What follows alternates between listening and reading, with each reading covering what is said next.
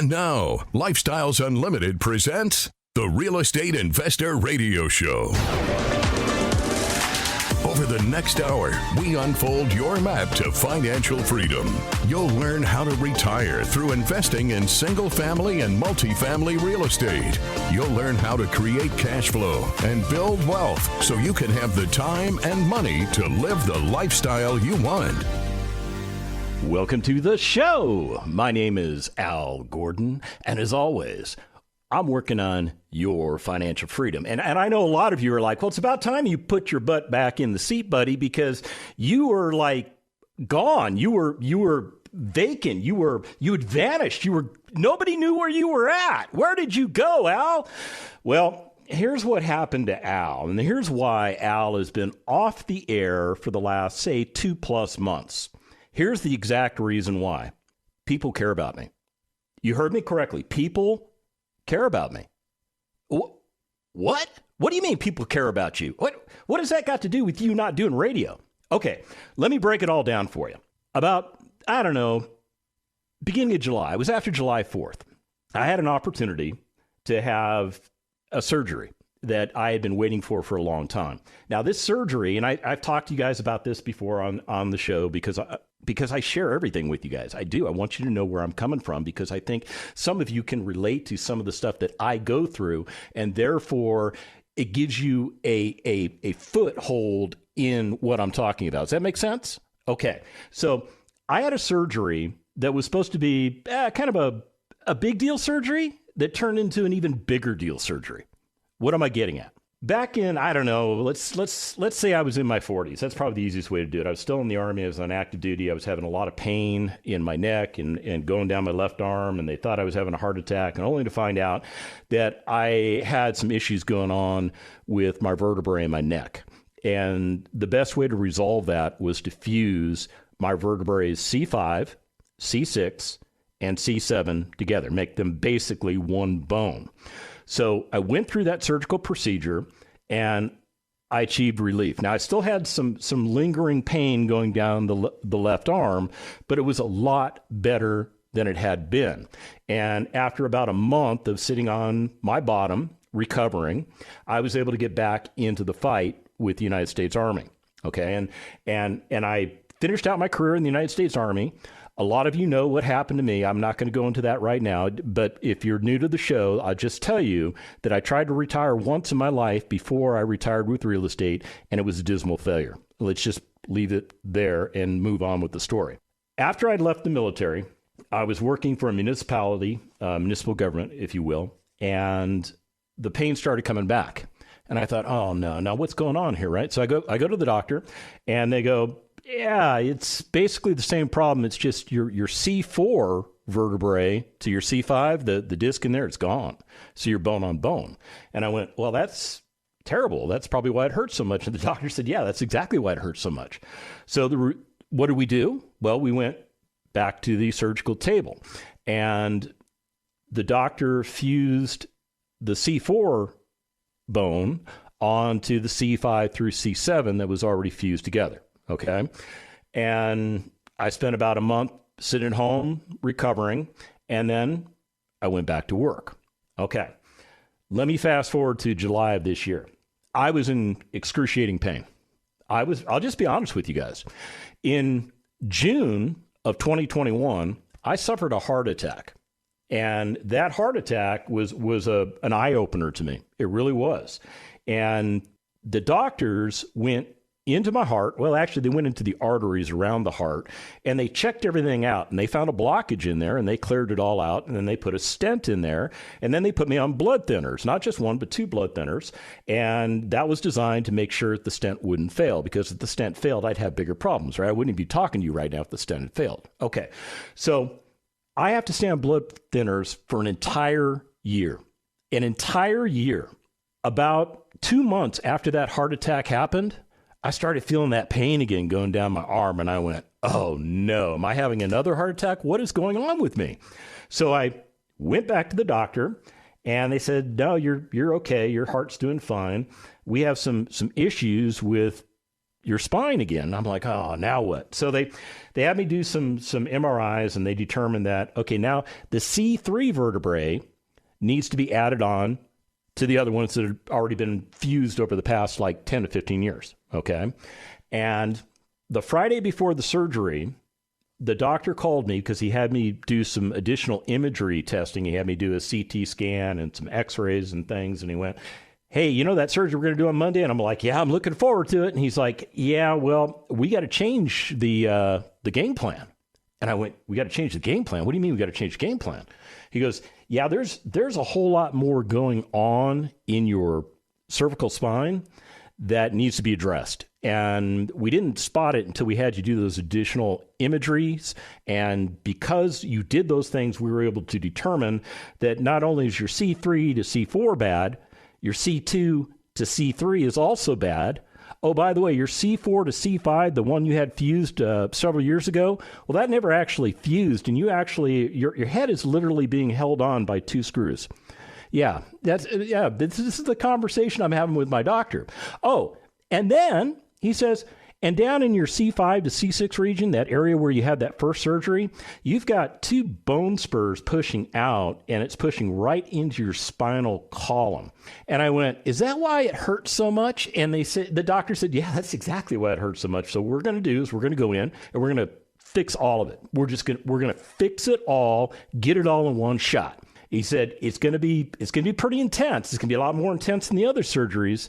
Do you want to do it? And I said, I'm on board. Let's do this because the pain needs to go. I've been living with pain for like since I've been 40, literally. I mean, what I would consider actual chronic pain, not just like, oh, I feel kind of bad today, I'll pop a Tylenol. No, I'm talking about chronic pain. Okay. So I went through the surgical procedure on July 11th. They fixed everything that they said they were going to fix. And the surgery was a success. It was an absolute success. So you're probably wondering why I'm dumping all this medical information on you right now. Well, it actually has to do with the real estate markets. I went through a very complex surgical procedure. Now, here's the agreement I had made with the folks at Lifestyles Unlimited that run the organization. I said, look, I'm going in for this surgery. It's going to be the same kind of surgery as I've had 2 times before. So as a result of that, I have a pretty good idea of what I think the recovery is going to be because I've already experienced it twice.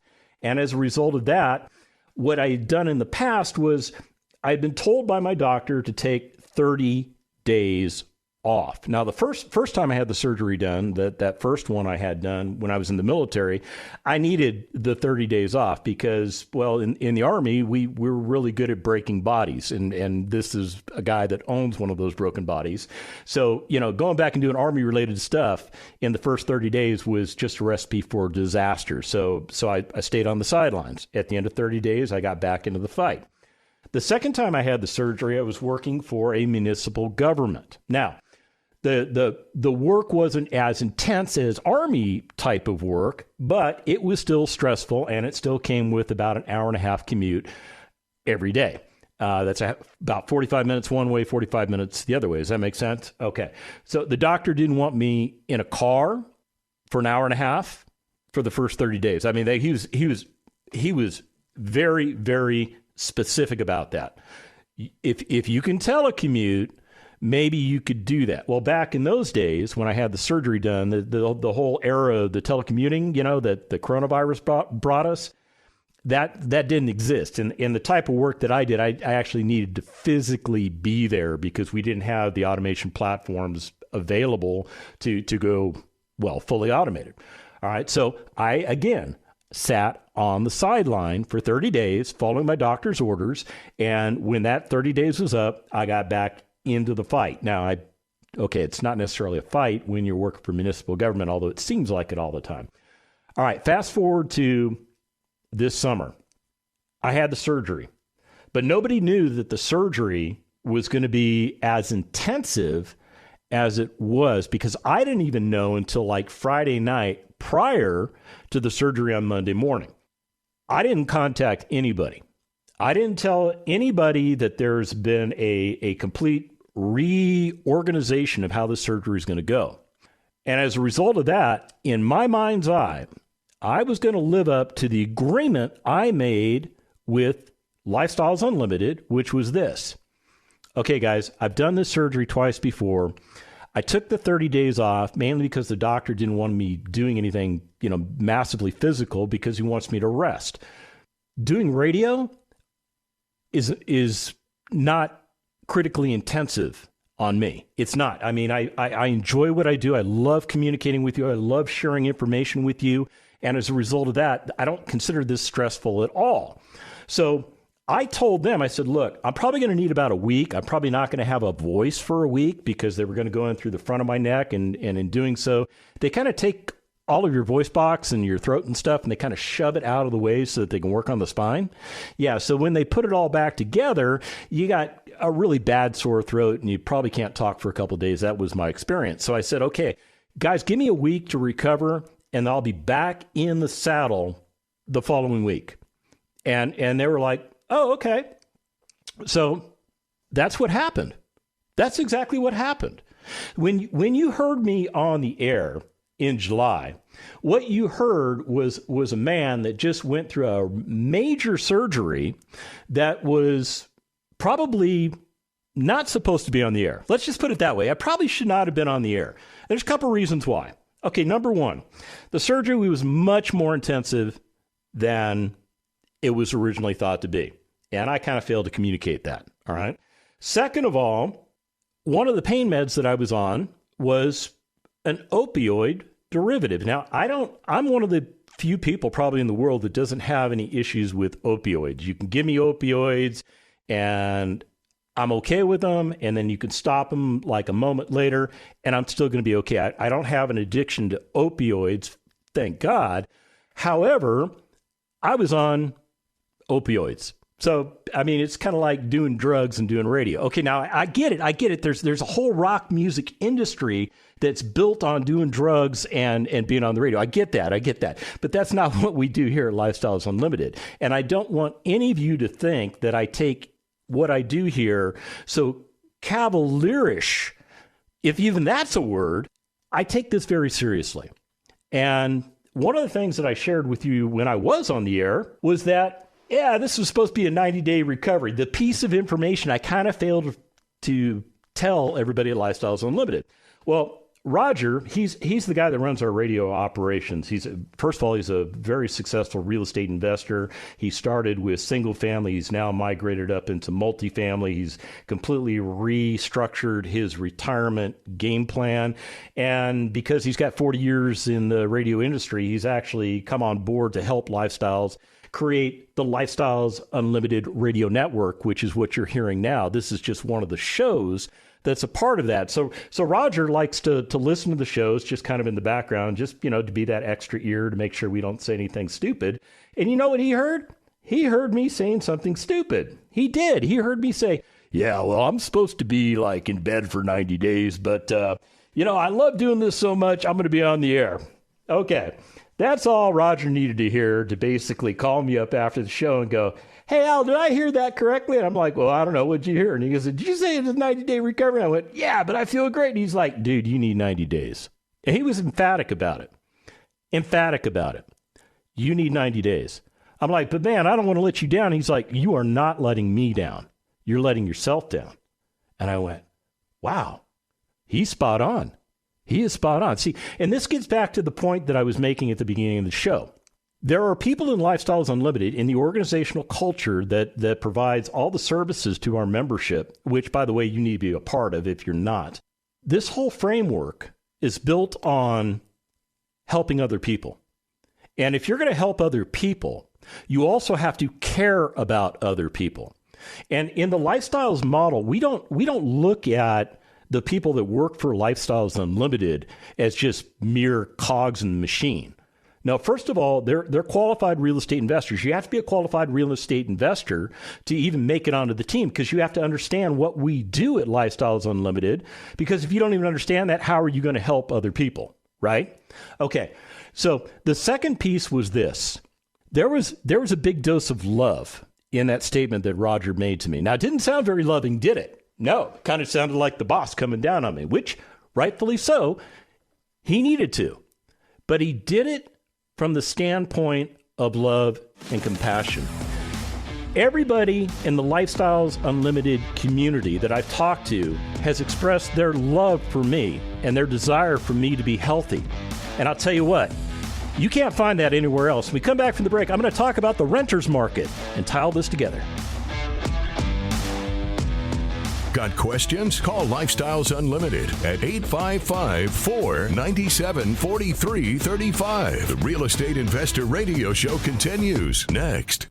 Successful Lifestyles Unlimited member retires in 10 months. The hardest part for me was to drop off my son, go to a job that I absolutely hated for 5 years, but know that that was a sacrifice that I needed to make, and then only be able to get to spend 2 hours with him after school before he had to go back to bed. So that's why once we started and we joined Lifestyles, we said, okay, we have a roadmap. We know what we're gonna do. And then a month later, we find out we're pregnant with baby number 2. And we're like, okay, we gotta kick it up a notch. So that's how we were able to purchase 4 different properties and replace in 10 months, replace my income in 10 months so that whenever I finished maternity leave, I didn't have to go back to work. I think a couple weeks before baby came out is when we closed on our fourplex. And that was enough for her not to have to go back to work. Are you ready for your roadmap to real estate retirement? Attend the online free workshop just like Carolina did. Register at lifestylesunlimitedworkshop.com.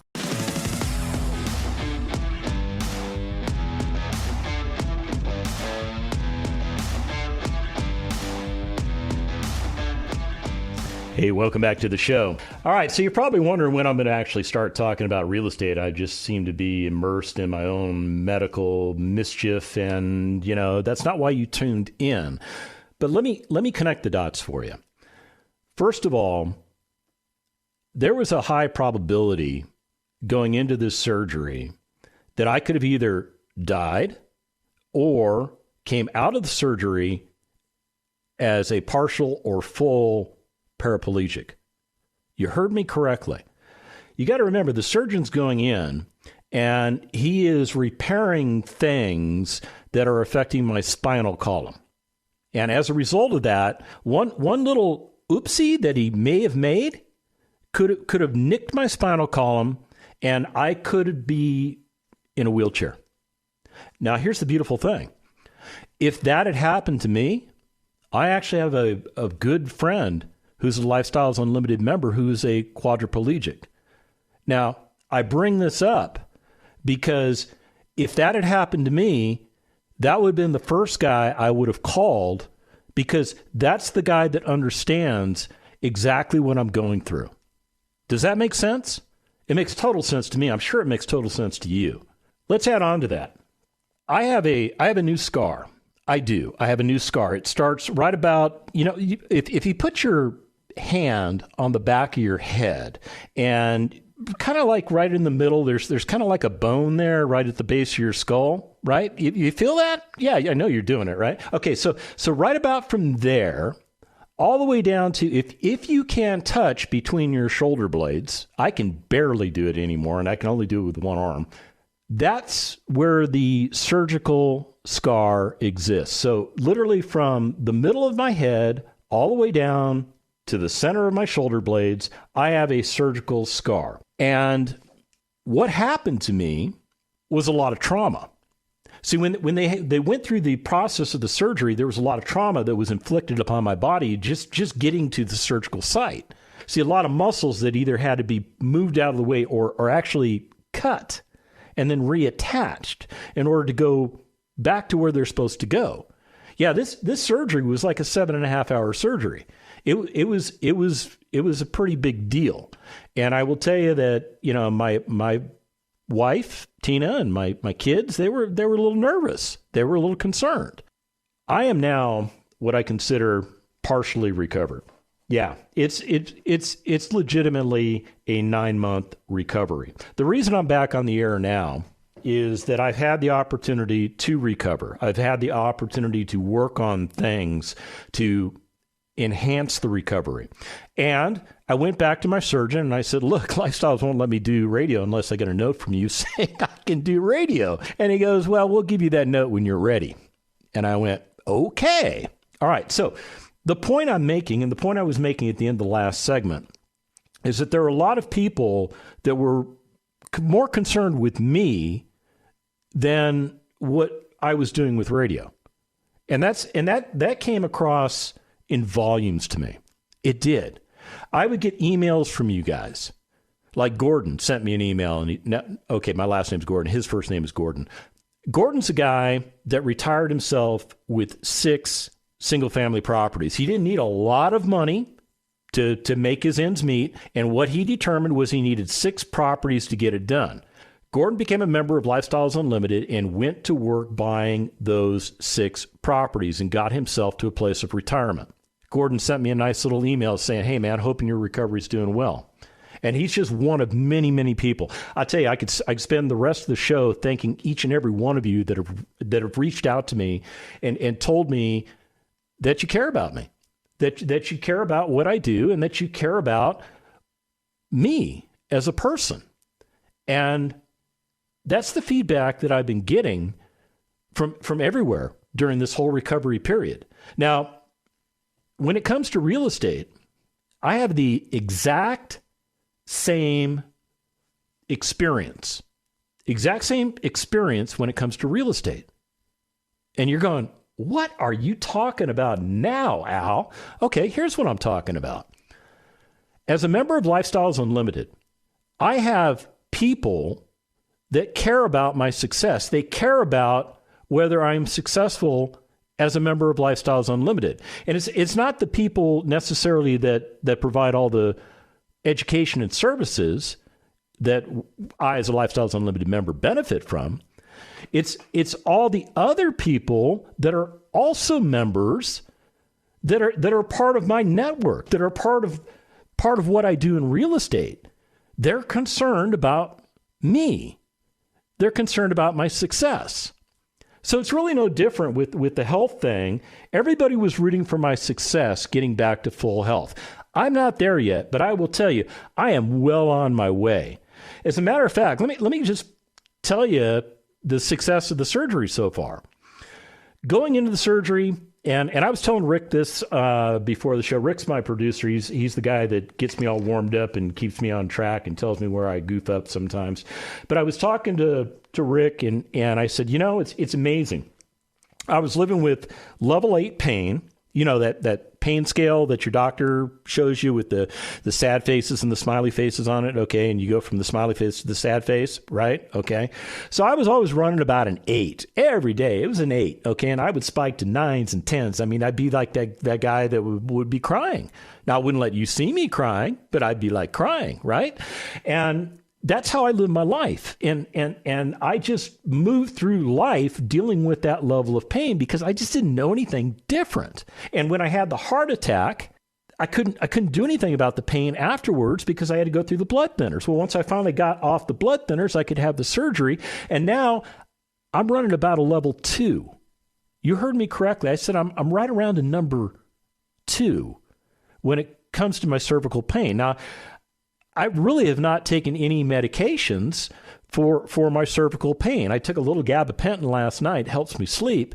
But other than that, I'm actually doing really well. Now, the big monkey on my body right now is my lower back.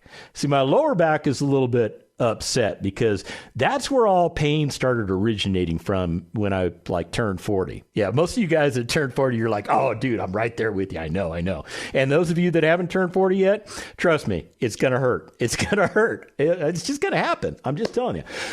At the end of the day, my lower back is now becoming the source of my pain. But with my lower back, I was able to get something called nerve ablations done. So in other words, they went in and they killed off all the nerves running from my L5 down to my, I don't even know, S4? Yeah, I think that's how they work. So basically 10 different nerves get ablated. In other words, they stick needles in there and then they essentially kill the nerve. They fry it. They burn it. Whatever they do. Okay. And so what that does for me is that gets rid of a lot of arthritic pain that runs right across my hip line, but it doesn't do anything for the pain that sits right at the nerve site location right along my spine. So we're going to get some MRIs done on that and see if there's anything we can do to fix that. All right, enough of the stalling. I'm going to get into the information that I had planned to share with you about 2 months ago. Yeah, or actually closer to 3 months ago. I guess it's been almost 3 months since I've been on the radio because I've been recovering because people have basically helped me understand that I need to take my health a lot more seriously than I had been taking it. Yeah, and I'll tell you, for a guy that served 27 years in the United States Army, who thought he was, for the most part, bulletproof, at least nobody shot me and killed me when I was in, so I must have been, right? To be told by other people that you need to take care of yourself, we're worried about you. It's huge.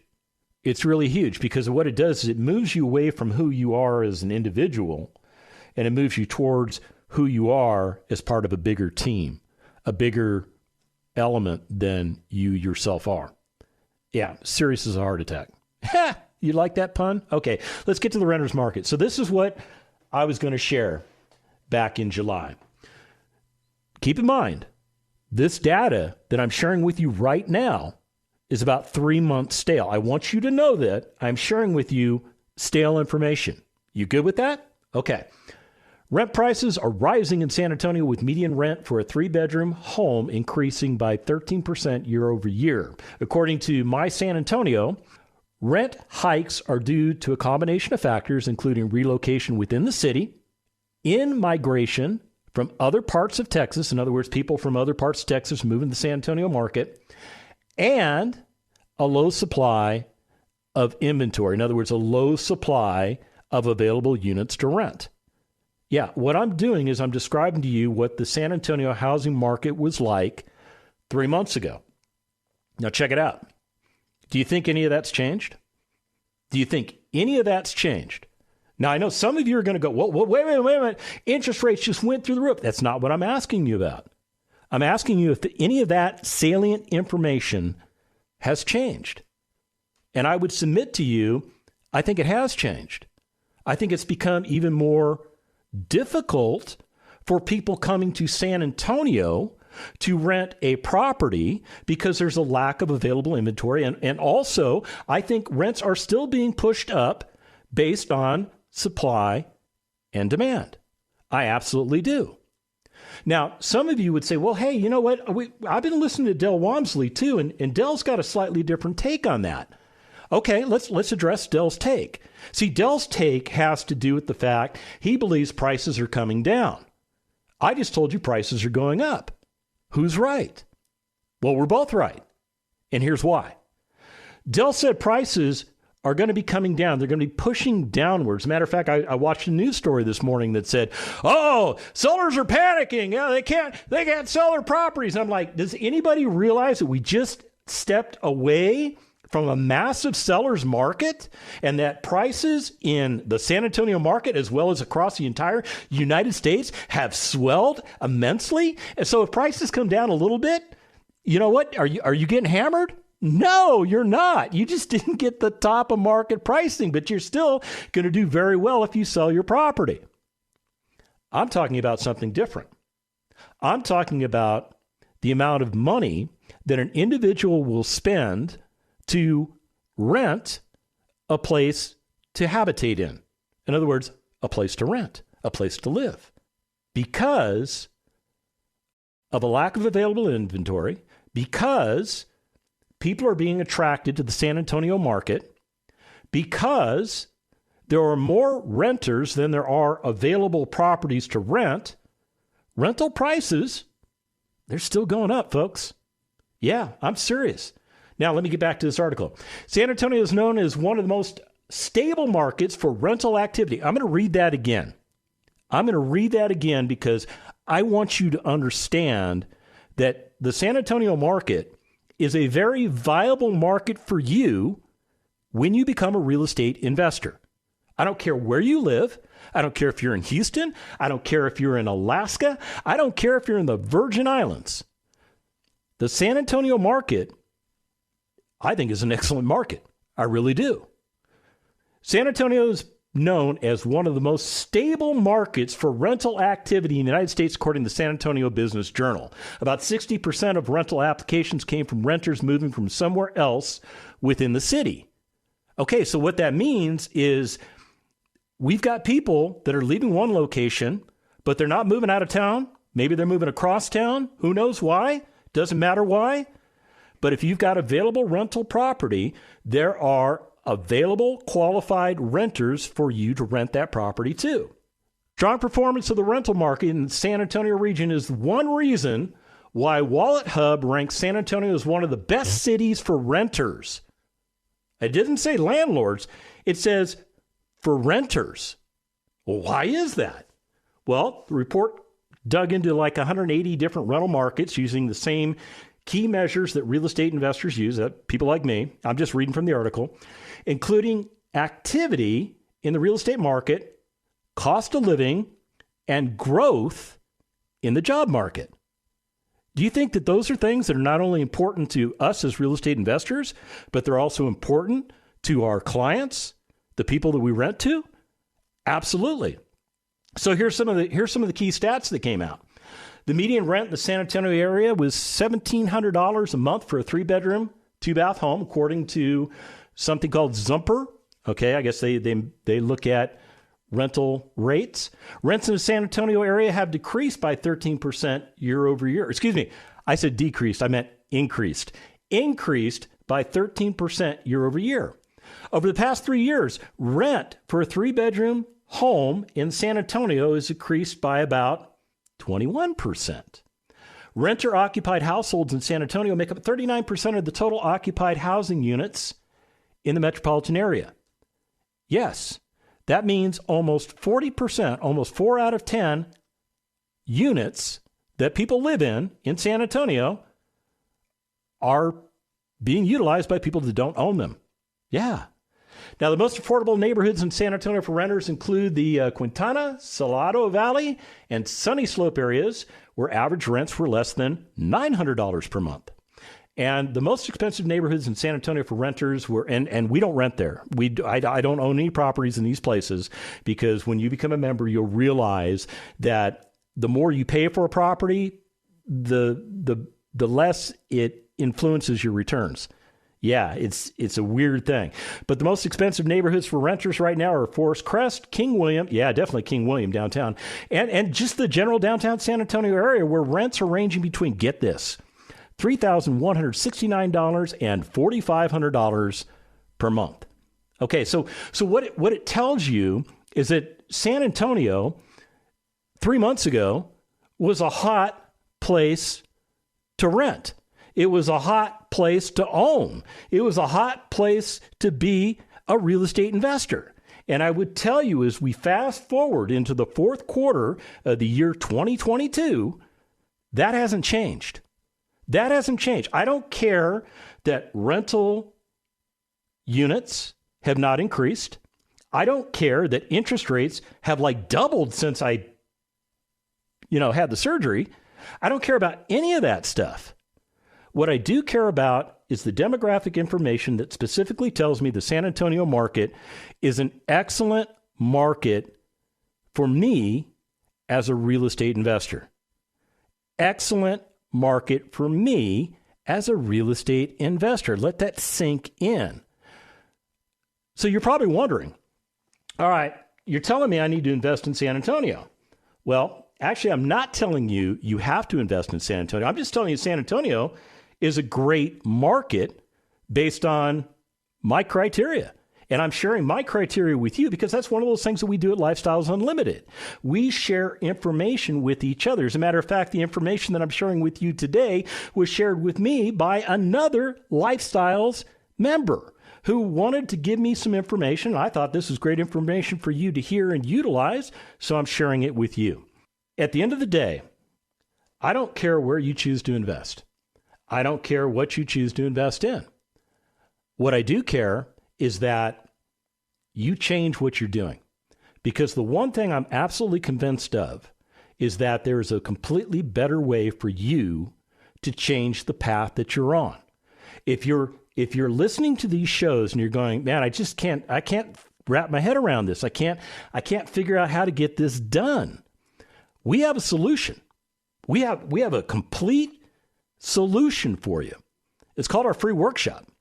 Yeah, we want you to check out our free workshop. You're going to invest an hour and a half of your time, maybe 2 hours if you stick around for questions and answers, but it's about an hour and a half of your time.